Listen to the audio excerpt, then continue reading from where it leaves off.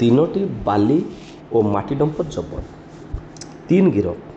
ମୟୂରଭଞ୍ଜ ଜିଲ୍ଲା ରାସଗୋବିନ୍ଦପୁର ତହସିଲ ଅନ୍ତର୍ଗତ ବିଭିନ୍ନ ନଦୀଘାଟରୁ ପ୍ରତ୍ୟେକ ଦିନ ଶହ ଶହ ବାଲି ଟ୍ରିପ୍ ବେଆଇନ ମାଟି ଚୋରି ହୋଇ ବଡ଼ ବଡ଼ ଡମ୍ପରରେ ବାହାରକୁ ଚାଲାଣ ହେଉଥିବାକୁ ନେଇ ବିଭିନ୍ନ ଗଣମାଧ୍ୟମରେ ପ୍ରକାଶ ପାଇଥିଲା।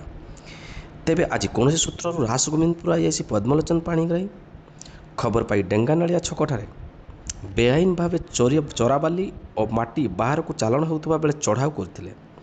ଜବତ ହୋଇଥିବା 3ଟି ଡମ୍ପର ମଧ୍ୟରୁ ଗୋଟିଏ ଡମ୍ପରରେ ବାଲି ଥିବା ବେଳେ ଅନ୍ୟ 2ଟି ଡମ୍ପରରେ ମାଟି ଥିବା ଜଣାପଡ଼ିଛି। 3ଟି ଡମ୍ପରକୁ ଥାନାକୁ ଆଣିବା ସହ 3ଟି ଗାଡ଼ି ଡ୍ରାଇଭରକୁ ଗିରଫ କରାଯାଇଛି।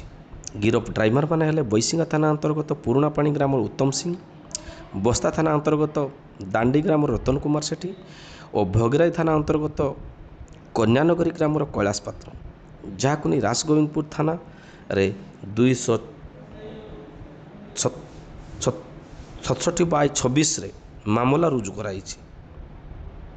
ତେବେ ରାସଗୋବିନ୍ଦପୁର ପୋଲିସର ଏହି ପଦକ୍ଷେପକୁ ନେଇ ସବୁ ମହଲରେ ବେଶ ପ୍ରଶଂସା କରାଯାଉଥିବାର ପରିଲକ୍ଷିତ ହୋଇଛି।